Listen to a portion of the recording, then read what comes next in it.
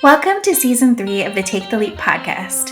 We want to thank you for being a part of this journey with us. Whether you're just starting to tune in or you're a longtime listener of the podcast, you can expect to hear from entrepreneurs in all stages of their journey, how they got to where they are, and all the mistakes and victories they've had along the way. We're excited to share new guests and have some returning folks from our first 2 seasons. Thank you for being here, and we hope you enjoy this episode. Welcome back, everyone, to the Take the Leap podcast. I am so excited for our guest today, Eliana Mendez, a Portland-based human-centric photographer and videographer specializing in authentic visual storytelling for people, brands, and organizations who value genuine connection. And honestly, we will have a link to the portfolio because I am just jealous of all the pictures. So welcome, Ellie. We are so excited to have you here today. Thank you. I'm so glad to be here. I love the pod and love what y'all get up to. So I'm honored to be included. Yay. Awesome. Yeah. Well, we're going to kick us off with what we always ask our guests, which is, what is your Take the Leap story? How did you get into entrepreneurship? Oh, that's a kind question. I went to journalism school, and a lot of how I come to do what I do the way I do, it comes from that journalistic foundation. You know, it's really about creating a platform for people to express themselves and a style of storytelling that really centers authentic experiences as being more connective than one that we can make up for someone or if we put words in their mouth. So that's very much the style of both my photography and my videography.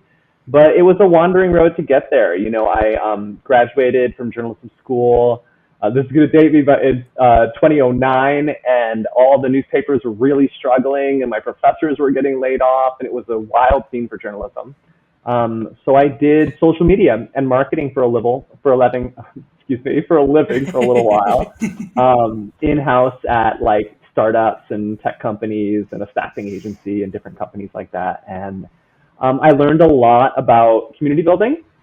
And then in a story that I think will sound familiar to a lot of your listeners, somewhere around like the end of 2016, beginning of 2017, there was a lot of cultural lines in the sand getting drawn. And I sort of ended up surrounding myself with a new group of people and have been an entrepreneur ever since. And it took a little while to hone exactly how I talk about it and what my offerings are. But these days, I'm really lucky that my work is almost always with clients who are super, super values aligned, who believe in our particular approach. And, you know, when they see that authenticity and the genuine stories that I put in my media, it resonates with them. So I'm grateful to be in the period of my entrepreneurship where my values are clearly stated, and it's feeding my encounters. It's feeding the people that I end up working with. Honestly, I feel like we've heard that from a lot of folks, and I think it's a good reminder to our listeners that when things are values aligned in your business and in your life, it actually fuels growth rather than it feeling like you're on almost like an emotional hamster wheel of how is this going to work? And when you start doing things that don't feel centered and aligned to that, that's when you start getting that fracture of yourself and of your business, and it starts feeling harder as well. So totally, I really feel that. Absolutely. I think we all have those stories of accepting work that just didn't feel aligned, but we're like, well, we need the money. You know, there's that scarcity mindset, I think, especially when you first start out of I need the money, I need the client, I need the experience, but it just ends up dragging you down when it's not aligned, and it shows in your work. And so just to your point, looking at your portfolio, you can tell that you are aligned, you know exactly what you want to do, and you are so talented. So I think that just goes to show that when you align yourself with the right people, with the right clients, that's where the magic is. That's where it happens. So thank you. That's really kind of you to say. I totally agree. You know, it's funny at this point in my career because sometimes I encounter people who they don't mean it maliciously, but just sort of part of how they manage or their relationships, and especially their business relationships, is they sort of they encourage me to abandon my values, and they encourage me to sort of misunderstand them or get away from them for some reason that, I don't know, serves them financially or whatever it might be. And I think in the past, I would take that really personally and get really defensive and be like, oh, they don't value who I am. But something that's really nice when you've been an entrepreneur for a little while is that you have so much like positive evidence that you can do business that way, that you can be who you are and speak for what you believe in, and it will still lead to a decent living. That, at least for me, I don't, not only don't bend to that, but I don't take it personally. I'm just like, it's okay. You can walk your path. I'll walk mine. I like mine. Yeah. Go with God, you know? Yeah. Go with God. I Absolutely. love that. That's not used. It's not used enough. It needs to be used more in daily life. I'm gonna take that. Go with God. For you. Oh, I love that. Well, that actually kind of tees up this next question pretty good. But what piece of advice, I guess, would you give yourself when you started knowing what you know now? Oh, wow. I think where I get fucked up to this day, like, is when I stop trusting my instincts. And I think it's important as a creator and as a business person to continue refining your processes and getting better at your craft, exploring new territory, and, you know, compromise and people skills and all that stuff is really important too. But when I get like off rhythm and my shit isn't working, it's because I'm second guessing my own instincts. And there's lots of reasons that happens. So it's funny because that's like the advice I would give myself like 8 years ago. I'd be like, hey, trust your instincts. Like, there's something good at the end of that road. But it's also the advice that like I have to muster and give myself like every 3 months. You know, sometimes every day. Like, it depends on the season.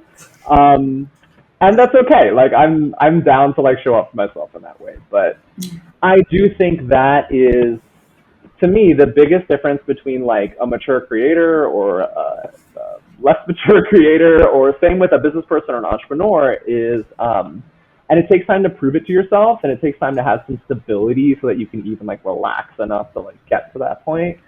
But just reminding myself that, like, you know, my approach doesn't have to match anybody else's. Like, my gut feelings about people and relationships and what the right opportunities are worth trusting. They will lead to something good, even if it's not what I'm imagining or what I expect. That always serves me really well. And I wish I had learned that earlier, for sure. Yeah. Absolutely. That's powerful. And something that, I feel that. I struggle with that too sometimes. And it's, even though it's like I know it logically, it's the constant reminders of, oh yeah, usually I'm right when I have this gut feeling, or this is why. There's a lot of people out there in life and in business who are like really, for a variety of reasons, like they're competitive or you just don't do things the same way, will try to get you off that course, you know. They'll try to put some doubt in your mind. And yeah, I'm in such a season where I'm just like, okay, I don't need to get mad at those people. Like, they could do what they got to do. I trust myself. Like, that always leads to good things. Yeah. Well, and whenever I meet people like that, I'm like, cool, you're not for me. Go away. I can find somebody else who is. Like, I don't, you know, we don't need, I think that's something that I've learned older too. And I was just talking to a client today, and she's like, you know, some people are in your life for seasons. And I was like, I say that too. Like, sometimes, you know, that it doesn't serve anymore, or, you know, and you don't need to take it personally. Like, you can walk away, you can be adults, and you can just be like, cool, we don't need to hang, we don't need to keep in touch. Like, it's okay. Yeah, and sometimes they circle back around, and I always think that's nice too. Like, it feels like a storybook. Like, we just weren't meant for this time. I'll see you in 5 years, you know? Exactly. That's such a good analogy. Be like, yeah, that person disappeared from the book, and then they're like in book 5 now, and you're hearing their story again. Oh, what a twist. Now they have like a crazy scar with a cool backstory. Like, who knows? Yeah. They're not meant for season 3. They're for season 5. Exactly. Whatever. Yes. I like that. Well, I have our last question before we dive into the hot seat questions. And that's, what's your why? Why do you continue to choose entrepreneurship? Oh, I mean, in my business, the like boilerplate is that I help my clients turn their values into authentic visual narratives that build lasting trust and engage audiences. And that's a big piece of my why. It's like, I think my work is successful when I'm really aligned with my clients' goals. And my entrepreneurship really matured when I got to the point where I aligned what I love doing, which is genuine, connective, lasting relationships and helping people build those with media. Once I connected those dots, so many other things made sense. The sort of people I should work with, who I should reach out to, what I should focus on, what I should ask them in discovery calls, all that stuff started to make more sense. On a more personal level, because it's really intertwined for me, I really love myself and I love my community and my relationships, and I was raised on Star Trek, so I have like these deep values of self-discovery and asking myself open questions and being open to surprising answers and trying to bring that to my friendships and my relationships as well. And I am so lucky that I have a career where I get to do that all day long. Like I get to learn about other people's why and try to depict that in a way that is meaningful and lands with people. And it's, you know, it's about so much more than making people feel comfortable. I think maybe it's a little corny, but the best compliment I get is when people tell me that an image really looks like them. Mm-hmm. And they're always talking about more than just like the appearance. It's about their mood that they're showing, and that sense of like being in your body, you know. Mm-hmm. And I think at my best, I can help create a moment of that for people. Or even sometimes, you know, folks are so busy. I might meet like an entrepreneur or a freelancer who's getting some headshots or something like that, and their life is really, really busy and really, really hectic. So sometimes it's literally just a moment to like have fun and get hyped up. Like just tell them they look great and like enjoy their company for a little while. And it's a nice relief, and we can capture some of that too. But that's incredibly motivating to me. You know, and as I get older, I think it's really important to me to be a role model for younger people, that you can be this type of business person, that you can be genuine and authentic and succeed, that you can be queer, you can be trans, you don't have to be white, you can be all these different things, and like you can carve some space out for yourself and lead. And I, you know, the older I get, the more I want to try to provide some of that leadership as well. So I love that. Yeah. That's such a good answer. And I feel like that's a theme that keeps coming up lately, of authenticity and being like truly just being yourself instead of following the path that we were told to follow for entrepreneurship and business. So that's really beautiful. Thank you for sharing that. Yeah. My pleasure. And I would agree, because like you take pictures of a lot of people who are my friends, and I'm like, damn, those are really, really fucking good. Like, really good. I was like, that does look like, you know, what I think about them. So that's like such a favorite compliment is when someone pops in my comments and it's like, that really looks like my friend. And like, it's like I caught them in the same moment of joy they see in their friendship. Yeah. Yeah. I love that. I love that. So if you're looking for brand photos, y'all, like definitely. Visit. I got you. Absolutely. Well, are you ready for the hot seat questions? Ooh, yeah. Let's do it. They're just, honestly, the best way to describe them, they're just like random questions, and one right after this. So it'll be like one left turn after the other. Okay. Like, it'll be fun. It'll be fun. There's no like points or time limit or anything like that? No. Okay. No, I think honestly, like in the past, like these questions have been the longest ones to answer, because then we just like go back and forth. But before we dive in to do that, I keep seeing a furry friend in your background, and I want to know who that is. I would like an introduction. Let's see if she'll come. Lola, come here. She might be taking a nap. Lola, come here. Hold on a second. I got it. That's my dog. She's like, I know, I keep seeing her go all over the place. I need to know who this is. Come on, come say hi. She's reluctant. Come on. She's like, what the heck's going on? What do you want with me? Come here. Come on. Hello. This is Lola. She's 13. Hello. She's my Oh executive my assistant. goodness. Mostly pleases me right now, but is a little bit like, what the heck is going on? Yeah. Okay, there you go. You are adorable. Lola! Oh, she's playing under the desk now. Yeah, you're the star. Good dog. What kind of dog is she? That's so cute. She's a border collie Basenji. Oh, so cute. Yeah. She's real Adorable. smart and real stubborn, and she's gonna live to be like 25, and I'm gonna be carrying her out the handle. Like, I can already see it now. Yeah. I was gonna say, Basenjis live long as well. Yes. So, yes. Yeah. She's just gonna hang on for dear life. She literally just didn't even stir from her bed when I was calling her. I went in there, she was still out. She's like, I don't know what you want right now from me. Ignoring me. Sweet baby. My Sweet girl. baby. Well, thank you for that little interruption, because I needed to know. I needed to know her name. Yeah. It's part of the operation, you know. She's not an employee yet, so maybe one day. All right. So the first question, I always ask this question to kick off the hot seat. What is the best and or worst advice that you've received in your career?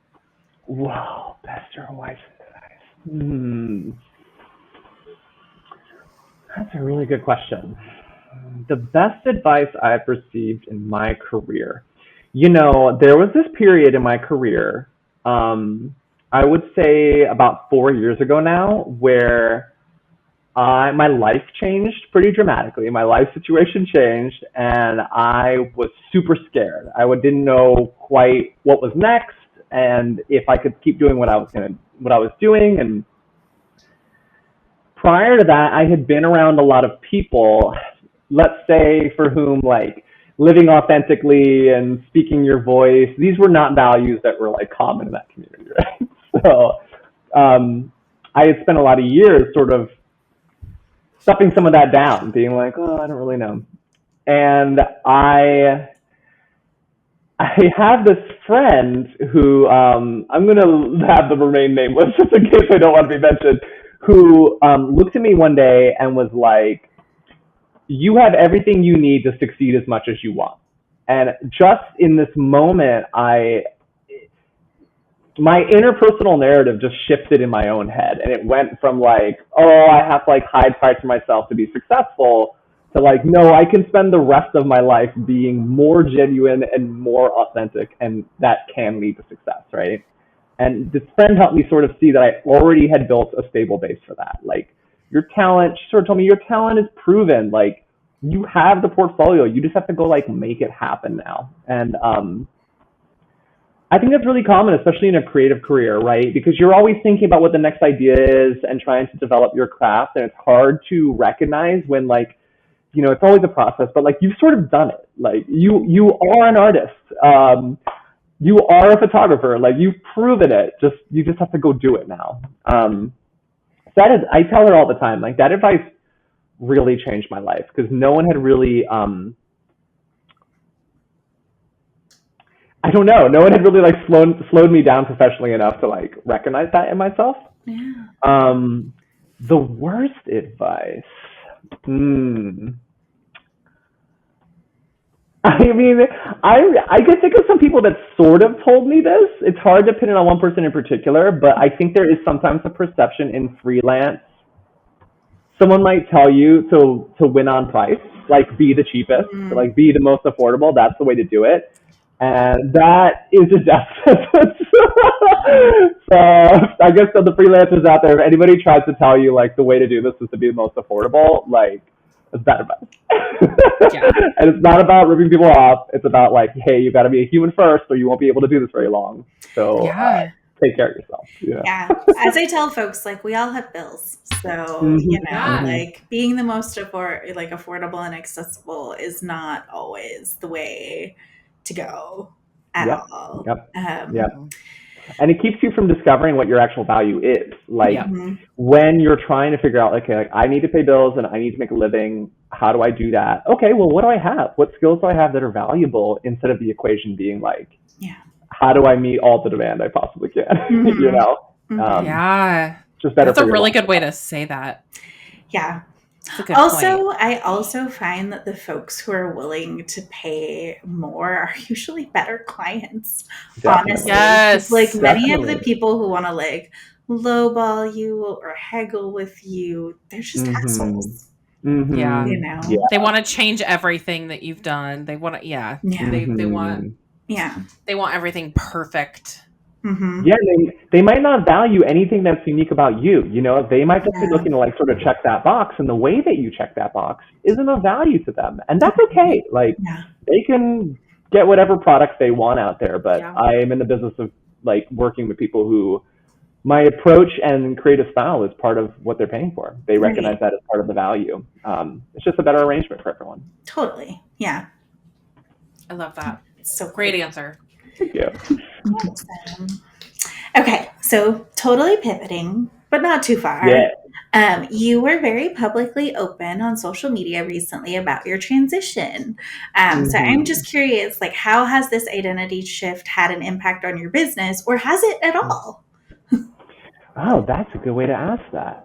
It's definitely impacted my business. I wrote in my newsletter. I have a biweekly newsletter called the Southeast Portland Dispatch. Subscribe on my website, humancentricmedia.com. Comes out every other Tuesday.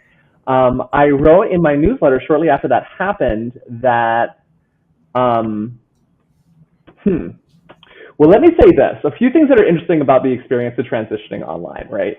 Um, I'm not doing it for this reason. To be clear, it's not for the clout, but by far the most popular things I ever post online are stuff about my transition. And Mhm. I think it says something about the vulnerability required and the community that I have cultivated, and it being a source of pride for me and then them vis-a-vis me, you know? Mhm. But also the freedom and the body autonomy inherent to it that people want to get down with. Like it's something that we all deserve, is to be able to define ourselves, you Mhm. know? And so I think it resonates with people for that reason, which definitely is like a weird, interesting caveat. You know, it reconnects me with a lot of people every time I Mhm. talk about it. I'll put it that way, right? For better or worse.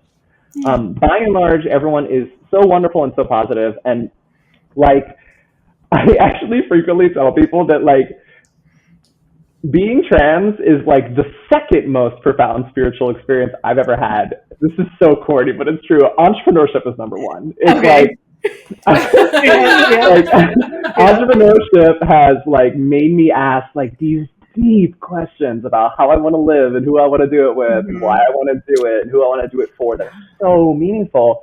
Being trans is a lot like that. It's like your hands are on different levers, but it's about asking those questions of yourself, right? Like of who you want to be and why you want to be it.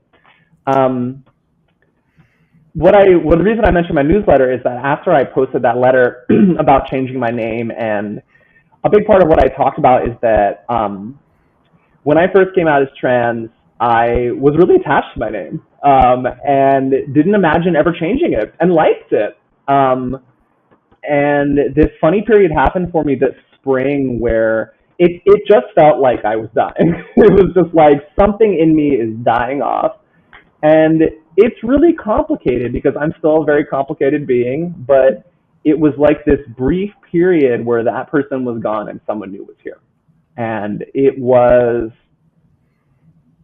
definitely like a growth movement, but it was tumultuous. It was like I was waking up in the middle of the night and I was like racking my brain and my heart was pounding, and then I asked myself these like really deep questions, not even about gender or transness, just about like my life, what the fuck I'm doing, who I want to do it with, etc.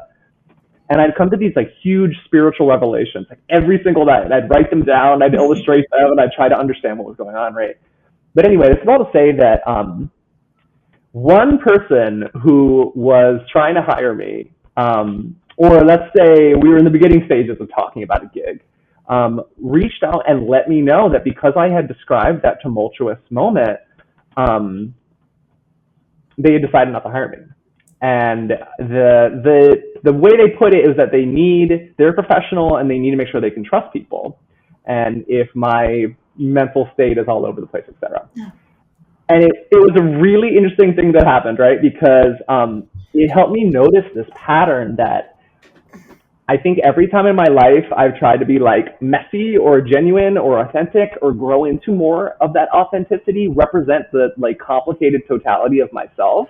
Um, Someone will come along who means well. They think they're giving you like good survival advice. That's what they think they're doing, right? Mhm. And they'll be like, "Hey, honey, like you should probably stay small because if you stay small, that's easier and you'll survive more easily." You Yeah, fit know? in the box. Yeah. Why are you Yes, leaving? Why are you leaving the box? Like, yeah. exactly. And there's so many ways to do that, right? Like they'll tell you to smile, or they'll tell you to Mhm. only talk about the good parts, or Yeah. don't share your bad feelings, or whatever Yep. it might be, right? Yep. It's happened my whole life. Every time I've grown into something, and it was really profound for that reason. It like helped me recognize that pattern that someone always shows up. The other thing that was really great about it is that I reached out to this person in a very heartfelt way and told them more about the trans experience and how this sort of like ego death is like a really well documented like part of the trans experience Mhm. that people talk about all the time. And I did say that like if someone sees my body of work and is deterred because I had like a deeply spiritual, like tumultuous time for a couple weeks this spring, and if they don't want to work with me, that's okay. Like we probably shouldn't work together because I'm on that ride, and Mhm. sometimes I take 2 weeks to figure it out. That's okay. Um, but they were so understanding, and we reconnected about it and left it in a really good place. And it was honestly a really wonderful experience, not just because a lot of my wonderful friends and colleagues were in my comment section cheering me on and I was reconnecting with them and thanking them for their kind words, but because it helped me recognize this sort of controlling pattern, the way we like sort of police each other and ourselves, Mhm. Yeah. and gave me an opportunity to engage with it in a loving, understanding way that was wholly successful. Yeah. It was a really, really wonderful experience. Good. Well, I'm glad that they like engaged in dialogue with it too instead of shutting Yeah. it down, because like that is Totally. it is hard. Like not I would say that I experience things similarly, like being a woman and a woman of color, when you like battle with Mm-hmm. people who are saying like racist shit. And, Totally. some people can just totally like shut it down, but other people do have like thoughtful, engaging ways to like address it. So I'm glad that they like did have that They were conversation and just open. being, instead of being like more, 9 times out of 10, it's usually like just like silence, like non Totally. responsive, like, oh shit, I didn't expect to be called out on anything in this Feel regard you. too. And how like great, because I mean, I know that your whole brand is about this authenticity and this human centeredness, and like, this is part of you and your identity, and like going through that. And I just admire Mm-hmm. that you're so open about it and Thanks. sharing that publicly, because I think also too, having known many folks in the LGBTQ space, like it is terrifying to come out and say anything, Mm. about it, especially anything publicly. And I love the way that you put like the Nick photo, like the Nick who moved the Portland Yeah. photo next to your current photo. And I was like, The before and oh, after, the the before before and and in progress. after. Yeah, this is very sweet. Yeah, it's fun, and I vibe with what you're saying. Like, a lot of times when someone is being hateful or trying to keep you down or get you to fit into a box, they're not super nice about it. They're not Yeah. super reachable. But, I will say this. I sort of told a long story and veered away from your question of how my business has changed. But one thing I'll definitely add is that um, it's an experience that maybe you vibe with this. There's like a fine line between hate and love. Like a lot of times when someone is trying to shut you down, there's something so wonderful about you that they find threatening, Oh, totally. existentially, Yes, exactly. um, Exactly. and coming out as trans has definitely changed the people who engage with me, and that was in a weird way part of the point. Like, you change your gender presentation because you're like, I want to be interpreted a different way and I want to engage with people differently. So of course that's extended to my business. Um, Yeah. and it's been really interesting. It's like I don't have this part is complicated. Like, you know, misogyny is pervasive throughout all these systems, and white supremacy is pervasive throughout all these Mhm. systems. And I think being trans is just one of the many ways to like Yeah. get a real education what that looks like, where you're going to run into it. Totally. Awesome. Well, thank you. Thank you for sharing that story. Pleasure. Your story. Well, I feel like actually this question is likely related a bit. I've kind of gotten some hints from you telling your story, but I'm really fascinated like why people pick the names that they pick for their businesses. Oh, sure. And so I would love to ask you about your business name, Human Centric Media. Yeah. Oh, thank you. That's kind of you. Yeah. I have been calling myself a human centric photographer for like, I don't know, maybe like a couple years. And I landed on that in a couple ways. I think what I was trying to do is, I knew that the emotions were really important to the way I was doing what I was doing. And that, like, I tell my event clients a lot that even if I'm just interacting with someone for a very little brief moment in time, like the nature of that interaction, the like sort of reverence and respect and attention, right? Like the momentary attention that I show someone in that moment is what's going to make the photo good. And I was really connecting with that. I was really understanding not only philosophically that's how I want to work, but that's my differentiator. Like that's the thing I do that not every photographer does. So a good way to message my services. And I landed on renaming my business and calling it Human Centric Media because I had been marketing myself around my former name almost exclusively. Like that, there was this like no separation between me and the business. It was just boom, this is my name. And totally like pulling back the Komodo, like it was my number one search terms were all my name.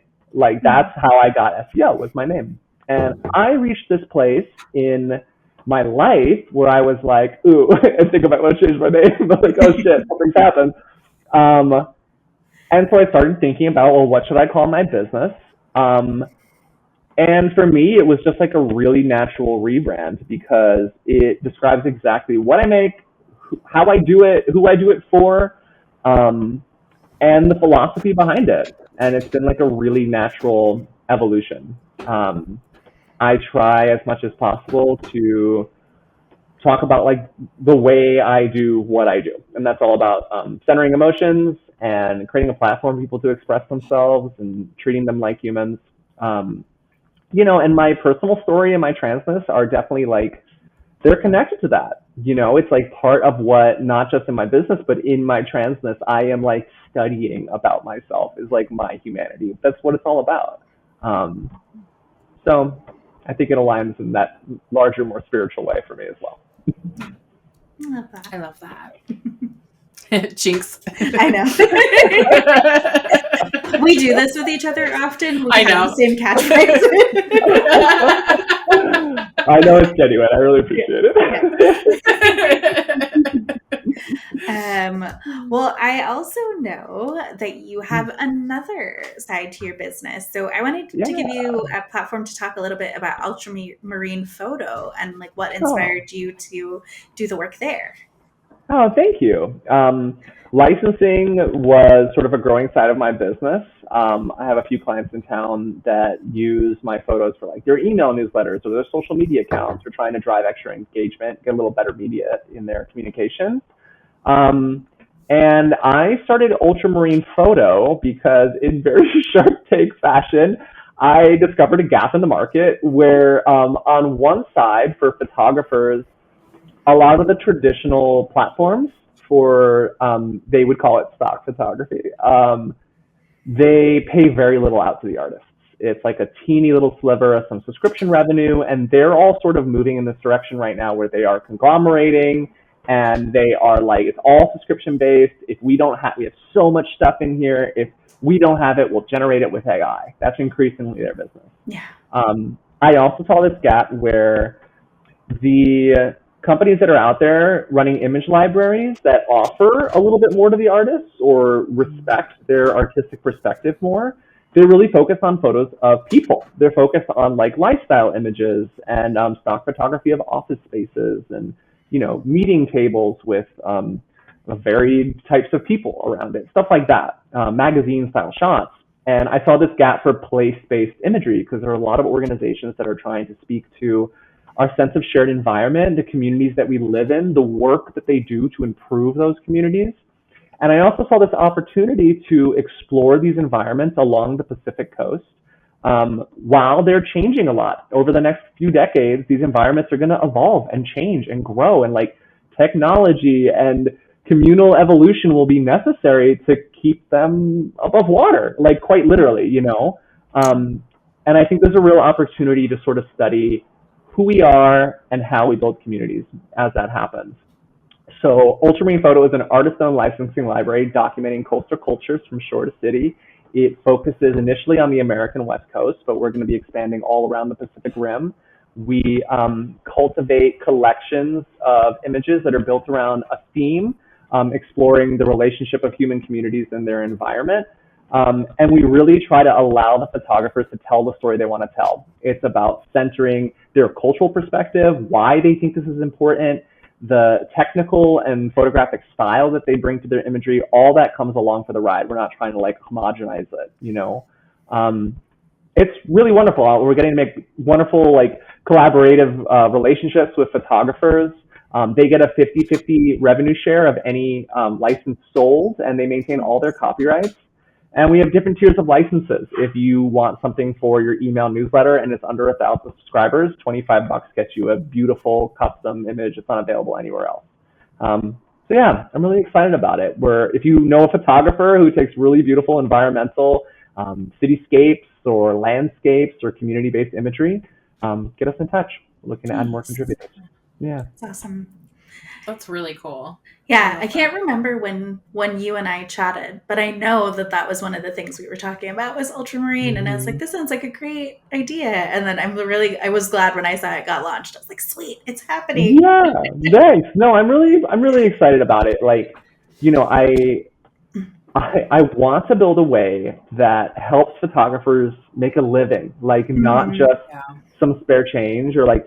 I talked to a lot of photographers before I launched this thing. Having two jobs is hard. I'm learning, but I talked to a lot of photographers, and what they told me about these other platforms where they sometimes have work is that, you know, they're getting like, maybe they get a beer every month or a beer every couple months, even if they're really active on these platforms. It's kind of similar to music streaming, you know, like very few artists are making their living off music streaming. They're making it off other things.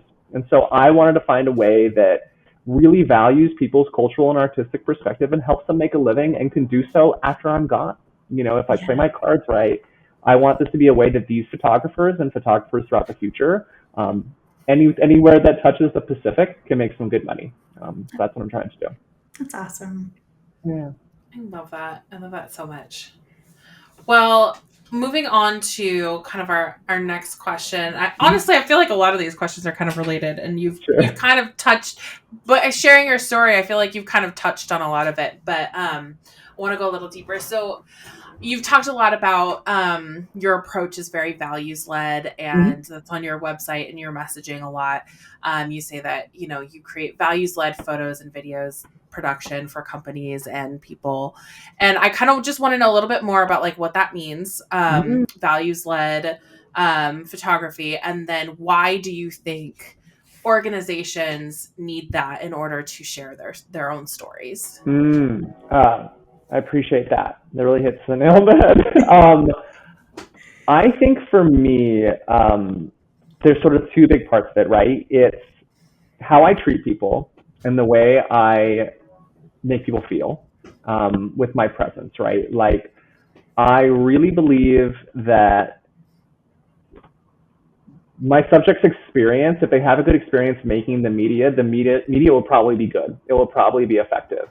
And that isn't just about being fun. It's about the fact that they feel a sense of respect and reverence, that I am leading with consent, making sure that I am building a rapport and a relationship with subjects, that it isn't an extractive relationship, and that they know, even if you don't hit they don't love it every single time. Like, if every now and again I take a photo, then someone doesn't like how they look, you know. But they know that I have their best intentions in mind, that I am thinking about how they would like to be perceived, what they've shared with me about how they'd like to be perceived. If I have a headshot subject, I always try to make sure to ask them, like, what do you want us to communicate about you? Like, what is important What are you holding in your heart? What do you hope people remember about your presence and your being? So I think that's a big part of it. The other big piece is the effectiveness in the media, right? Like, I have this real belief that it's like intrinsic to our humanity that we have sort of like a bullshit detector, you know? Like, we're so trained to recognize if someone is being honest with us or if someone is more than being honest, like they're feeling what they're saying, you know? Um, and I really believe that media that's created that way, both photos and videos, they connect with hearts on a deeper level. It isn't always solving the same problem as like mass engagement, which I think is like a really interesting philosophical question I'm always thinking about. It isn't always solving the same problem as like mass worth their spit these days, recognizes that even the largest brands, that's what they've been successful at, is they have a long-term trust-based reputation of what they're going to deliver and how they're going to do it and who they do it for. And I want to create photos and videos that share that. I think the most like on the surface example is when I think about videos, I will like sometimes script fictional elements with a client, but by and large, my premise is like, who really believes in this mission? Who gets really passionate and excited when they're talking about it?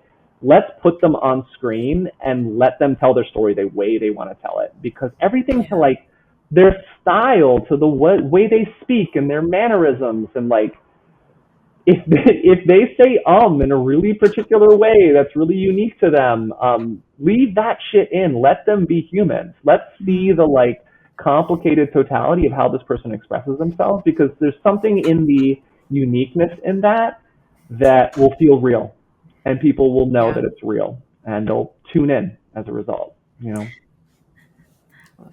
That's such a good point. I feel like a lot of times folks, they overthink the wording, and it does make a more powerful story if you are telling from the heart rather than like trying in your head to remember the script of how to perfectly represent your mission. Like because we don't tell stories that way, you know. Our stories are winding and they go around, and humans connect more to story than they do to statistics, than they do to, you know, generalizations. Like, we want that deep, heartfelt thing that feels real, you know. And when it becomes over polished and overproduced, it loses its impact in so many ways. 100%. You know, I think it's really funny because video is like a really ripe thing to talk about this with, because most of us watch a ton of video, you know, whether it's like YouTube or TV shows or movies or whatever, right? And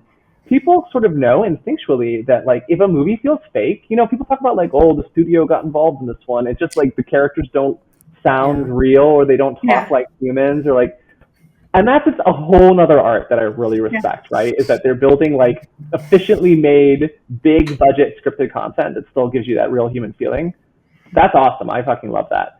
But when you're making like more documentary style pieces, or you're making a commercial video, or you're making something that's speaking about someone's style of entrepreneurship, I think that principle is still totally true. In my experience, if you give them words to say, it won't ring as honest. They'll be nervous. They won't deliver it with the same conviction. You won't believe the look in their face as they say it. You know, sometimes you have to get more granular than this, but I love asking subjects like, what do you love about what you do? Like, what lights you up about coming into this place every day and making this impact, or building this community, or whatever it is that you're trying to do? And I don't know, I want to get people in their fields. You know, I think that there's something really special about letting people know that you care about that. And, you know, we, as people, we connect with characters that way. That's how we do it, right? There's something real and human about them. And then we're willing to go along for the ride of whatever the point of the thing is, whatever the moral of the story is, right? But you have to make that connection first if you want them to pay attention. Yeah, absolutely. Jinx again. We're like, sometimes I think our brains are just... I know, on the same vibe. You've been co-hosting together for a long time. This is season 3. This is we've been in this a long time. We spend a lot of time together. I love that. Oh, we have the same responses.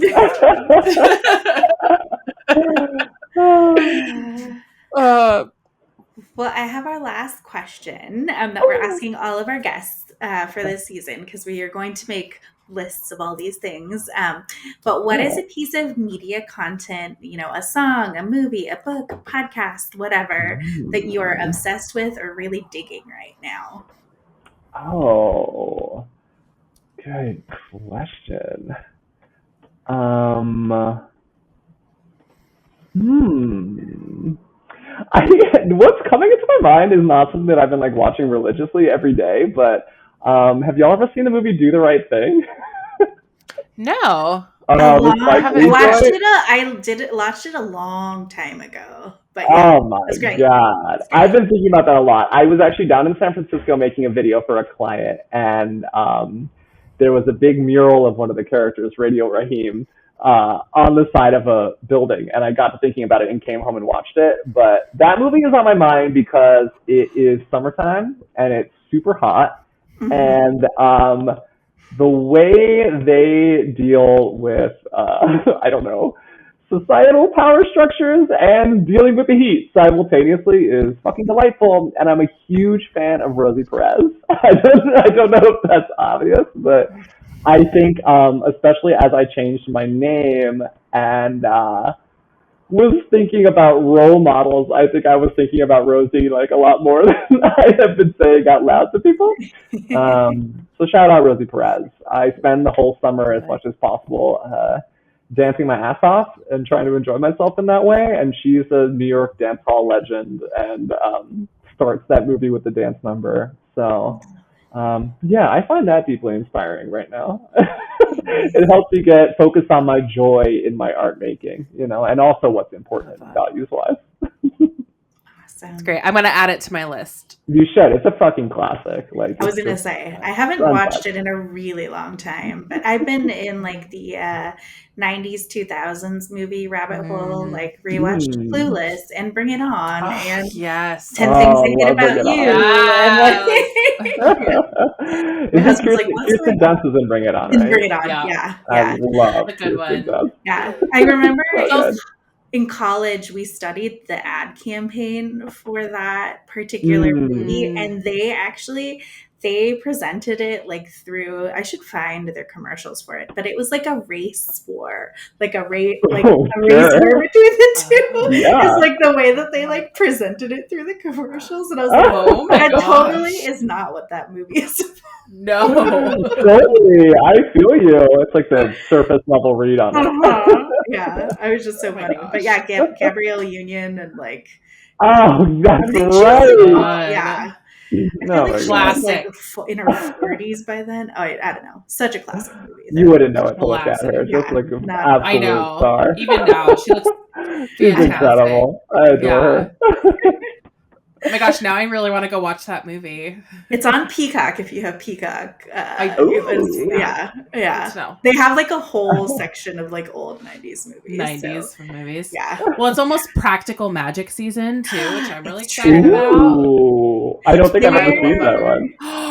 You have to. Watch it. You have to. It's so good. Sandra Bullock, Nicole Kidman as sisters who are witches. Oh, okay. You can't go wrong. Yeah. Love it. Oh, I like the premise I'm picking up. Yeah, they're supposed to be coming out with a second one. I don't know if it's this year or it's next year, but yeah. Probably next year, yeah. Yeah. It's a great movie. Yeah. Oh, I'll have to watch that. We live in an age of just like glorious revivals. They're just really trying to get us with that. Which I'm enjoying. I gotta give it to them.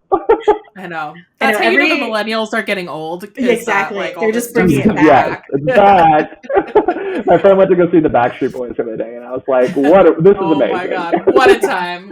Everything is new again. I've been loving the TikToks of people going to that show. I'm like, man, that is fantastic. The Sphere is no joke. We're supposed to go see whatever The Wizard of Oz comes out. We're gonna go see it. I feel like that would be creepy to see there. Yeah. Yeah, for real. That'd be tripping. Yeah, they're supposed to do like a real, because my husband's been like paying attention to it. He watched The Wizard of Oz a lot when he was a kid, and he was like, they cut down the length of the movie because for some reason they can only show I think he said 90 minutes of a movie. So Oh, like, Interesting. I don't know or understand why, but the tornado is supposed to feel like very real. Like they're going to be like cool.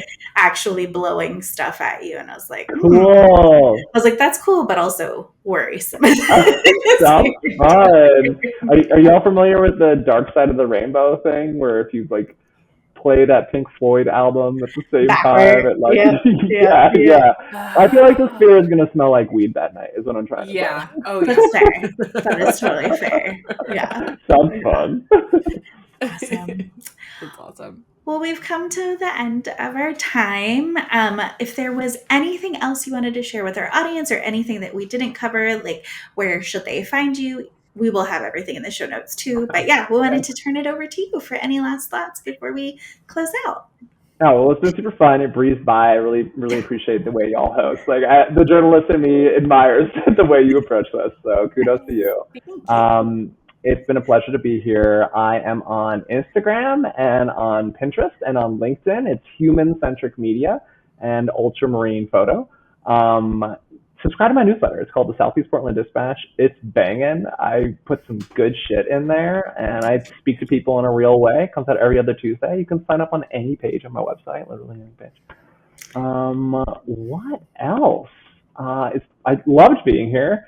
Go Yankees. I don't know why I haven't been this yet. Let's go Yankees. Let's win a pennant, you know? I love it. Well, thank you so much again, Ellie, for being on.